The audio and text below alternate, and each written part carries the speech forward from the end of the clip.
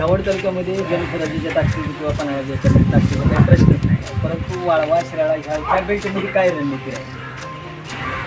वाळवा शिराळा काही वाईट आहे अशा प्रकारची अवस्था मला तर दिसत नाही, कारण त्या दोन्ही तालुक्यांचा माझा जवळचा संबंध आहे. वारणा साखर कारखाना आणि वारणा दूध संघाचं कार्यक्षेत्र या दोन्ही तालुक्यांच्यामध्ये आहे आणि म्हणून शेवटच्या काळात त्या नियोजनामध्ये मी आणि एकंदर बाहेरची चर्चा आहे वारणा तालुक्यात फार मोठं मागं पडणार आहे, मंदिर पडणार आहे, तशा प्रकारची कुठलीही परिस्थिती नाही.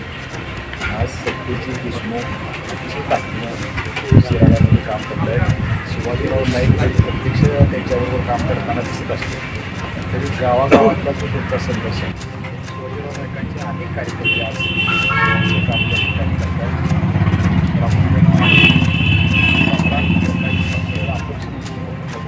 शिराळा विधानसभेत आणि अपक्ष म्हणून त्यांनाही 40-42 आज ते सुद्धा सक्रियपणाने सगळे एक गट विरोधात काम करतात, सगळे एकत्र हाताभाग काम करतात.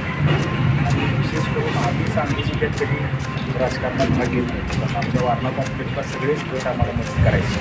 पण ह्यावेळेच्या एका विशिष्ट परिस्थितीत आम्ही पहिल्यांदा वारणा विभागाच्या सुद्धा आमच्या सगळ्या सहकार्यांना या निवडणुकीत सहभागी करून घेतले.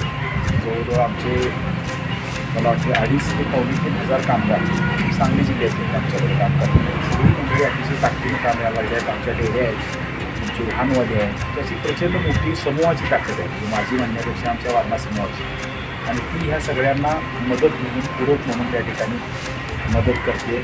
त्यामुळे मला काही अडचणीचा विषय वाळवा आणि शिराळा आहे दोन्ही मतदारसंघाचा वाटत नाही. वाळवा मतदारसंघात तर त्याच्यापेक्षा चांगली परिस्थिती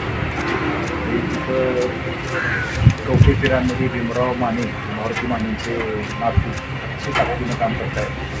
गौरव नायकोडी, वैभव नायकोडी हे वाळवा परिसरात ताकदीनं काम करत आहेत. सदाभाऊ खोत काम करत आहेत. जितेंद्र पवार म्हणून एक अतिशय जितेंद्र पाटील हा बोडगावमधला काँग्रेसचा कार्यकर्ता 4-5 वेळा जिल्हा परिषद असणारा तो ताकदीनं काम करतो.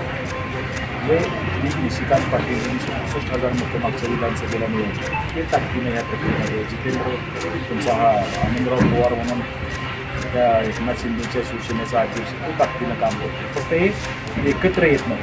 राहुल माडकांचं तिथं ताकदीनं काम आहे. योगायोगाने सगळ्यांना एकत्र आणून कामाला लावायचं यश मला मिळालं आणि त्याचे परिणाम ह्या निवडणुकीत अतिशय वेगळ्या पद्धतीने आपल्याला दिसते.